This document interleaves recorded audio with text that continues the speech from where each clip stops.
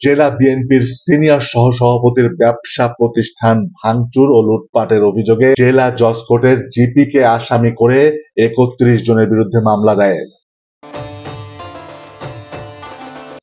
ঝিনাইদহ জেলা বিএনপির সিনিয়র সহসভাপতি আখতারুজ্জামানের ব্যবসা প্রতিষ্ঠান মেসার্স আক্তার ফার্মেসিতে ভাঙচুর ও লুটপাটের ঘটনায় ঝিনাইদহ জজ কোর্টের জিপি বিকাশ কুমার ঘোষ, আওয়ামী লীগের সাবেক সংসদ সদস্য সহ ৩১ জনের নাম উল্লেখ করে ঝিনাইদহ সদর থানায় মামলা দায়ের করা হয়েছে। জেলা বিএনপির সিনিয়র সহসভাপতি আখতারুজ্জামান নিজেই বাদী হয়ে এই মামলাটি করেন। ঝিনাইদহ সদর থানার মামলা নম্বর ৩৩। মামলার এজাহারে অভিযোগ করা হয়, গত ৪ই আগস্ট বৈষম্য বিরোধী ছাত্র আন্দোলন চলাকালীন সময়ে তাদের হাতে থাকা বোমা আমার দোকানের সামনে বিস্ফোরণ ঘটিয়ে চরমভাবে ত্রাসের রাজত্ব কায়েম করে আওয়ামী লীগের দলীয় নেতাকর্মীরা। অস্ত্রশস্ত্র নিয়ে আমার ব্যবসা প্রতিষ্ঠান মেসার্স আক্তার ফার্মেসিতে ঢুকে ভাঙচুর ও লুটপাট করে। এতে দোকানে থাকা ঔষধ সংরক্ষণের একটি ফ্রিজ, দোকানে লাগানো একটি এসি ও একটি কম্পিউটার ভাঙচুর করা হয়। সে সময় দোকানে থাকা কর্মচারীদের মারপিট করে দোকান থেকে বের করে দেওয়া হয় এবং দোকানের ক্যাশ টেবিল থেকে ঔষধ বিক্রয়ের ১.৫ লক্ষ টাকা লুট করে নিয়ে যায়।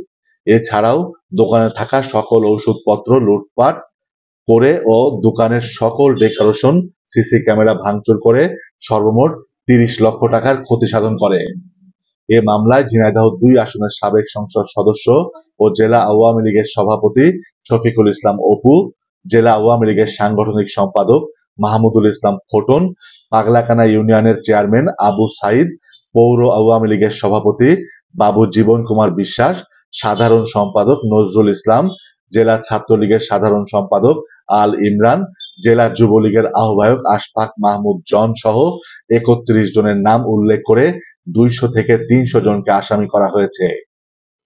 মামলায় আওয়ামী লীগের সাবেক সংসদ সদস্য ও জেলা আওয়ামী লীগের সভাপতি শফিকুল ইসলাম অপুকে হুকুমের আসামি করা হয়েছে।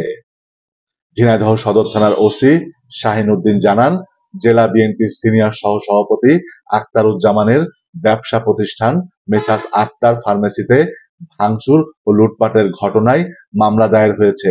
আসামিদের গ্রেফতারে পুলিশ অভিযান শুরু করেছে।